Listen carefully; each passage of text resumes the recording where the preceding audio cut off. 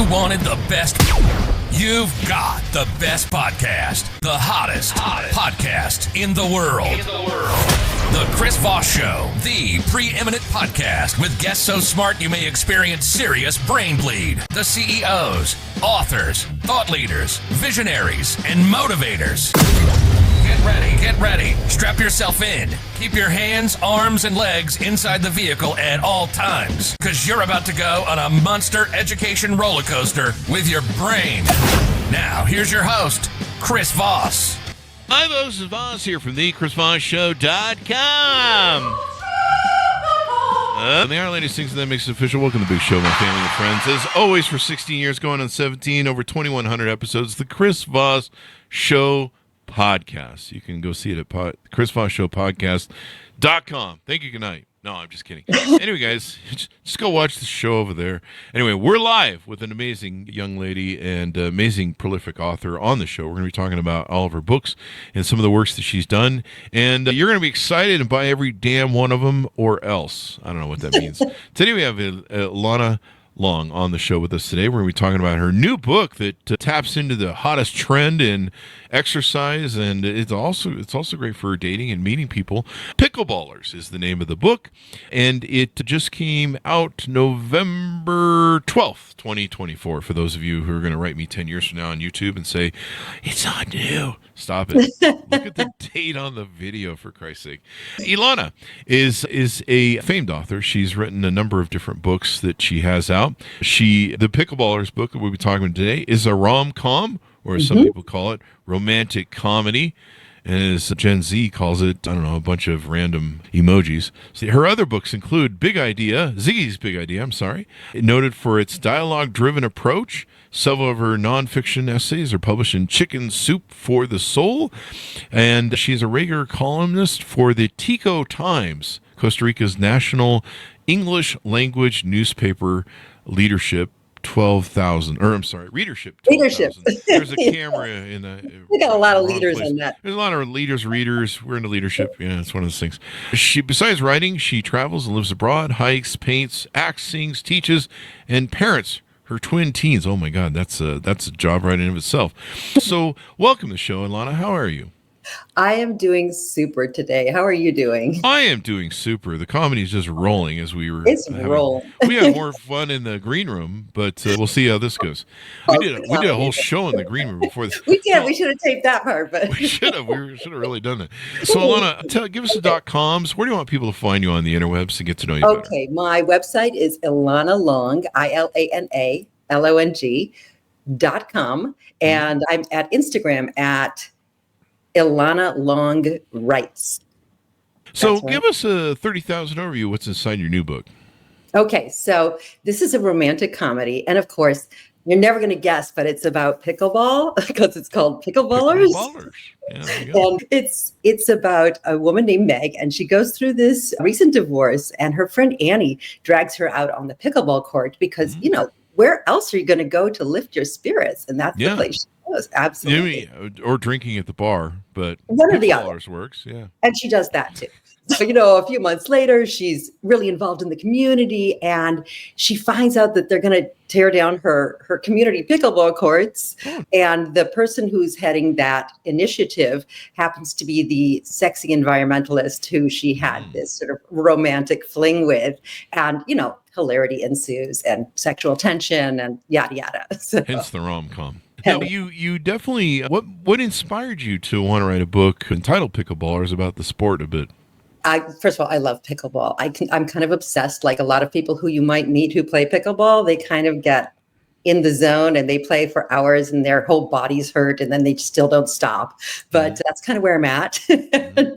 and so I wanted to do that, but I started writing this during the pandemic because I really needed something uplifting, and pickleball was one of those few places where I could get outside, be 6 feet apart, and sort of be with people, and I'm a big Yeah. extrovert, in case you couldn't tell. Maybe you just really needed something to slap around. I think we all needed that after Just COVID. whack the boop out of the ball. Yes, I know some exactly. people that needed some. Anyway, don't resort to violence, folks. That's bad. No, that's Yeah, bad. just keep it in your brain. So pickleballers. Most people don't know that the pickleball originated with the Aborigines in the 1600s, and they would actually take Come on, real Chris. pickles and they would slap them back and forth Come on over now. a net. And it was later taken up in the Serengeti by people in Africa who formed the sport, and they actually created a real ball from it. Yeah. It also comes from the town Pickleball in. I'm just making up shit. Where are you going? Where are you going with this? Because, Let's have fun. okay, I'm going to stop you right there, because pickleball started on Bainbridge Island, Washington in 1965 with Joel Pritchard and his family, who later became a Washington state senator. And he was in his backyard, and I have been to those original courts. I really recommend it. It's super, super cool, and possibly named not after pickles, but after their pet dog, who might have been named Pickles. We don't know. So it's named after the dog. We need to find out if Pickles was neutered, because if he had no balls, they clearly Pickles missed his balls? whole operation. Pickles balls. Pickles Yes. ballers, Terrible. or lack thereof. If That's he's been to the terrible. vet there. Not sure what that means and all, but we always have these senators pushing their damn sports on us. I don't know. I'm just joking around. I'm sure he's a wonderful senator. But pickleballers. So you found a love of the sport. A lot of people have fallen in love with it. In fact, it's kind of funny it's been funny to watch its evolvement. My friend got into it during COVID, and man, he would take pictures of his Apple Watch, and he was burning like 2,500 calories. And Well, yeah. Yeah, that's for sure. I mean, so I was thinking, and I put this in one of my books, I think, that pickleball like makes you feel 10 years younger, adds 1,000 friends. And it's just one of those things where you feel good, you make friends. And really, I feel like pickleballers have so much energy because they're always playing, and so many injuries. Oh, yeah, I guess there's injuries. Note to self, don't take up pickleball. That's one of the reasons I don't ski. I used to watch, what's his face? Why can't I've done this reference a million times on the show. Sonny Bono. Yeah. Oh, yeah. Ever since that Sonny Bono accident, me and Trees skiing, we're not working together at all. But pickleballers, I mean, it got huge, and it was kind of fun to see for a while, because I remember when snowboarders came out and like ski resorts banned them. They're like, this is evil, this new technology. This is not skiing. Who are you people? You are polluting our lot. And kind of like the tennis people kind of had that. Yeah, it's the same sort of thing. And also people thought there was like a stigma, that pickleball is for like older people. But now, like the biggest growing age group is like 18 to 34 right now in pickleball. People are playing pickleball. Young people are playing, and they're good. And it's, it's pro. They're thinking of making an Olympic sport. Oh, God. Yeah, it's Olympics. Yeah, for real. It's getting big. Pickleball in the Olympics, because tennis is in the Olympics, right? I don't know. I used to play tennis. That's how much but people since I really give a shit about pickleball- tennis anymore. Wow. Wow. It's rough there on the tennis court.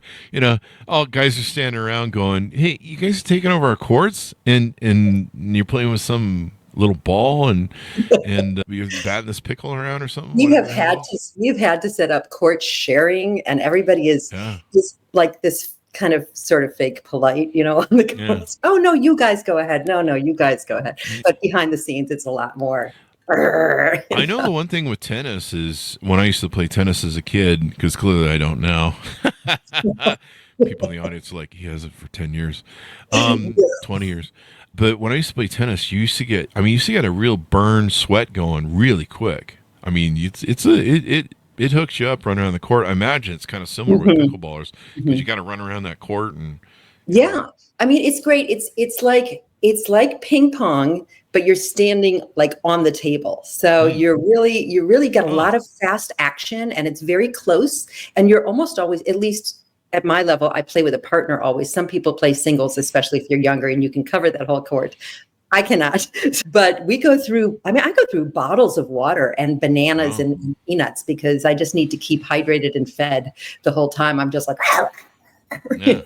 Sounds like when I have the girlfriend over. I don't know what that means. Anyway, you wrote the book, and is this a new character? I know you've written several other, but how many books do you have, by the way, so we can get a plug in for those? I probably have sort of like 10 of the Chicken Soup for the Soul books are where my nonfiction essays are in those. And I have Ziggy's Big Idea, which is the children book. This is my debut novel that is being published. I have 2 other novels that I've written, and I'm waiting for them to find their place. And I have a sequel coming out to Pickleballers, and it's called Pickle Perfect. And that is also coming out with Berkeley and Penguin Random House Publishing. So that will be out in about 1 year from now. So you made quite the, I see all the chicken, what the hell? Chicken soul for Chicken Soup for the Soul. Chris is suffering brain damage at the end of the day. Chicken wings, chicken bones, chicken soup for the soul. You've got a lot of things. The Magic of Dogs. I love that book. That's my favorite one. I've got 2 in The Magic of Dogs. Do you? Yeah, two of my stories are in that one. Yeah. Oh, okay. 2 stories inside the book. I mean, The Magic of Dogs, something that can love you and then take a giant puke on your floor. Yeah. There's that. The Empowered Woman, step outside of your comfort zone, making me time. And I like how there's a coffee there. I think that's coffee. Yeah. I'm going to imagine it's coffee because I'm prejudiced towards coffee. I don't need any You know of that what? hot Me Time cocoa. story. A lot of those stories are about like my travel experience. I've lived in other countries, and I was an English teacher for a while, but I taught at international schools. So I worked in Costa Rica and I worked in Mexico. I lived in Costa Rica for 5 years, and I finally just stopped teaching just last year so that I could pursue this dream I've had all my life of being this writer. So I'm a full-time writer now. So you're basically like, fuck these kids. I'm writing my own book. That's exactly it. Just kidding. I love you, kids. If you're listening, we love you. She loves you. Teachers love you. Teachers are the greatest. My mom was a teacher for 30 years, and so is my sister. Yeah. And they're, the amount of love and work, and I mean, their own money too. My mom, I'd call her, and she's like, I just spent $250 at the craft store, buy all these cool things for elementary school kids. And I'm like, you get reimbursed for that, right? And she's like, no. And I'm like, wow. Sometimes. I wouldn't say all the time. I would just send invoices. I would just send invoices to all the parents. That's what I do. The teaching is a lot of outpouring. But I got to tell you, though, I had just an amazing experience at my book launch on Tuesday night during the cyclone bomb, which happened here in the Pacific Northwest. And the wind was blowing. I was going across the I-90 bridge on my car. It was blowing back and forth. And, I swear to you, tree branches were hitting my car. But that's not what I'm talking about. What I'm talking about is the launch, when this guy comes up to me afterwards, and he has 2 kids with him, and he says, oh, hey, I don't know if you remember me, but I was your student. And it was like almost 30 years ago. And I do remember him. And he said something very nice. He said, what I do now, I train people to public speak. And he said it was in a large part because of your class and because you're teaching. So I will say, like, after all these years to come and find me at my book launch, I was just like, oh my God. See, now if I was a teacher, they would hunt me down and be like, you're the one who used to hit me. And so you deserved it. And my mom has that all the time. We'll be I could be at the store or something with her, and people come up and be like, do you remember me? And she'll, they're so excited to see her and inspired by her or whatever. And I'm sure, I always joke that my mom's probably thinking in the back of her head, you were the shit kid. In fact, I think she's done that at least once, where she's like, that was the worst kid that was in my class. But, it seems like maybe they were better for their exposure to my mom, and hopefully my mom influenced them to be better people. But, I found that the students who were kind of tough in my class were actually like these really strong people who ended up doing like really crazy, amazing things. So sometimes you never know what's going to happen. Like you, Chris. I think if I met any of my parent teachers, they would be like, yep, turned out exactly the way we thought you were. Complete disappointment. We've heard the podcast. Yeah, you clearly flunked English, and but it's good to know. We'll try and fix what we did wrong next time. Whatever. Of course, you haven't seen Gen Z yet. So there's that. We love Gen Z. We love to rib them. We just like to rib them. They'll grow up someday. So anyway, what else do we need to know about your book? Why are these rom-coms and stuff so popular these days? You know what? I think romance has exploded recently. It's just exploded. And my understanding is I do think that the pandemic, we were just isolated. Mm-hmm. And the way out of isolation, of course, is love. And I think that we're all finding love in our own ways. This sounds really sappy, but I really do believe this. That we're all crying. Let's bring out the tiny violin. Okay. No, really, I do think that we needed a little love. And I thought between the pickleball, which really boosted my athleticism and my community building, and the idea of writing a romance and the comedy that's in that romance, I felt very uplifted myself. And I really hope that's what the readers take away, is that they got a chance to be uplifted right now. Yeah, we need about as much uplifting after COVID and politics and everything else these days. We need some smiles on the face. We also need to learn to love ourselves and each other just a little bit more. And I'm not talking about the narcissist on Instagram. Stop it. Some healthy love, I guess. I don't know. I'm not a psychologist, but yeah, we need to love each other. I mean, one of the biggest things I see, I mentioned to you in the green room before the show that I put on events for singles, and we have, I think, 3,400 singles in our meetup groups. And, people are really looking for love and connection. And in the world of, where everyone's looking at their phones and probably playing pickleball, it's hard to not with pickleball. The great thing about pickleball is you can get out and meet people. So there's one place that we go to that's a brewery, and they have 4 or 5 pickleball courts out in the back, and they have a few other games there. They have some dartboard, and then they have, what's that where you throw the sack? Cornholing. Oh, cornhole. Yeah, that's not one. going near those jokes. Don't they throw the sack there, and it goes in the hole. Come on, you said you weren't going near it. I was just trying to describe the show without being. Come on. It's big in the South, that sport, and I think it's professional too. I've seen videos of them doing the cornholing. So anyway, it's got all those things there, and yeah, it's a great venue for meeting people, getting out in fresh air. That's the hardest thing that we have with our singles, is get out and get in some fresh air, meet some people. Don't just come out to try and find love. Come out to make friends, build a social graph. That's one of the things that I was saying to you before the show, is that one of the biggest, from what I've heard, that one of the biggest first dates around here, especially in good weather here in the Pacific Northwest, is either paddleboarding or playing pickleball, because it's a way to be just fun and social, and there's very little pressure, and that kind of meet someone. I'm an outdoorsy person. That's, I want to be outside and be with people. And I think it's a great way to meet people. And there's so many, it's a sport where you don't have to go with people. You can show up at a court and you meet people. And there's sometimes on a nice day here in Seattle on an outdoor court, there will be 60 people that you are going to be on the court with and just start playing with and meet them. Seattle, what is it, like 2 days a year? No, I'm just kidding. Don't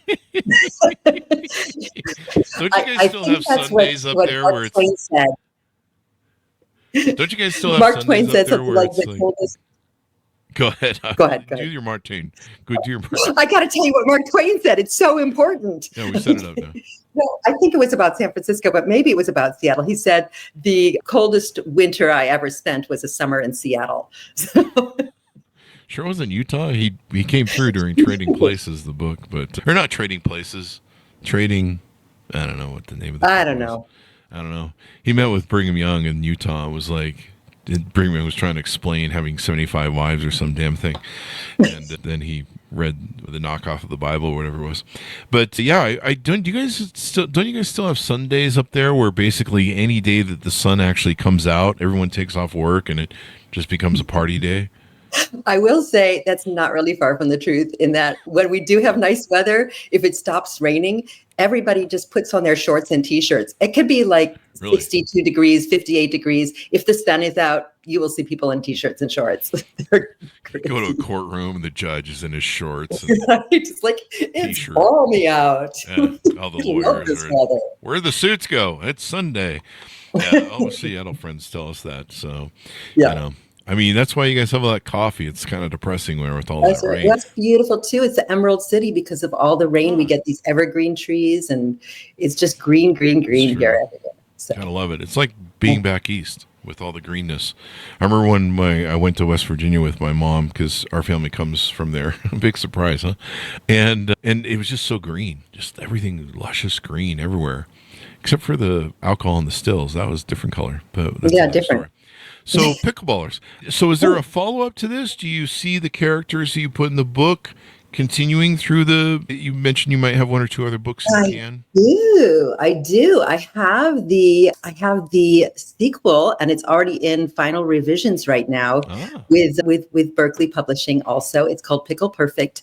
And it takes two minor characters from Pickleballers, and they become the protagonists of the next story. And two of the supporting characters, Rooster and Laverne, who are this fabulous couple in their 70s, they move into the second book as well, because just they're so fun, and I didn't want to let go of them. So I had to take them with me.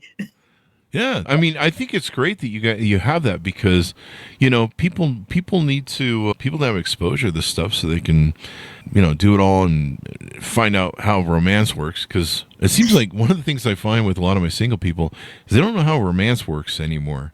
How does this dating work, Chris? I don't know that any of us really knows how romance works. It's funny because in the book, I originally did not write it as a romance. I wrote it as a friendship between her and her best friend, Annie. And it was a comedy. It was a straight comedy. And my agent and my editor said, look, romance will really strengthen this story. And so I moved the romance forward, but I still kept that really strong friendship in the background, because I felt like those are really important. So romance, hot, heavy, and it's like a strong infatuation, but friendships, those are like those bonds that last and last. Yeah, you mentioned Pickleballers and paddleboarding. And what? Oh, and paddleboarding. Yeah, that's another one. Is that really popular up there? Oh yeah. Now, how does paddleboarding work? Is that like? What'd you say? How does paddleboarding work? Is that you stand up on the water it's like a surfboard, but it's wider, and you just sit there and you paddle. And it's very, paddle. You're having a moment. For some reason, I was thinking of, those little, when we were kids, they had those little paddles, and it would have a ball attached to it, the rubber ball. You sit there go like that. And you've got the pickleball in your head, right? Yeah, I'm thinking I've got tennis, pickleball, itis. Yeah. I was just setting up the joke that, I do the pickleballing on the first date, and then later we do the paddling later. Not sure what that means. I have so much innuendo in this book, and all of it is in there. I mean, there's no resisting with the word pickle and the word balls. You just can't get away with using those words without just ripping them to shreds. Oh, did I say that? I meant gently nourishing those words. Gently nourishing those words. Did I tell you that I did the voiceover, the narration for the audiobook as well? I don't think I did. Yes, it was really cool. Yeah, because I used to be an actress and a stand-up comic. And so in those days, I did a lot of theater, and I actually had narrated a cookbook once. And so I wrote to Penguin Audio, and I said, can I do this if I send you an audition tape? And they were like, yeah, sure. And so that was a super cool experience. Yeah. I mean, I love it when audiobooks are done by the author. It seems so disingenuous, I feel, if they're not. I kind of feel well, certainly for autobiography, I think you got to do it yourself. But it's even worse when the book's written by a woman and it's a man doing the audiobook, and you're like, yeah, I don't understand that. She transitioned quickly. We do the jokes on the show, or the other way, vice versa. It's a free country. People do what you want. So anyway, Ilana, it's been wonderful to have you on. Give us a final pitch out for people to buy the book and whatever .coms you want them to check you out on. All right, Pickleballers by Ilana Long, that's me, and it's a romantic comedy. It's available at bookstores everywhere and also on the Penguin Random House site. My website is ilanalong.com, spelled ILANALONG.com, and you can also follow me on Instagram at Ilana Long Writes, like writes. There you go. Yes. Thank you very much, Ilana, for coming on the show. It's been super fun, and please come back for your second book. We'd love to have you. I would love to. Thanks so much, Chris. Folks, order up wherever fine books are sold, called Pickleballers, out November 12th, 2024. And watch for the upcoming books from her. Check out some of her other books that she's published in the Chicken of the Soul thing there. Thanks so much for tuning in. Go to goodreads.com/Chris Voss, LinkedIn.com/Chris Voss. Chris Voss, one of the TikTok and all those crazy places on the internet. Be good to each other, stay safe, or else we'll see you next time.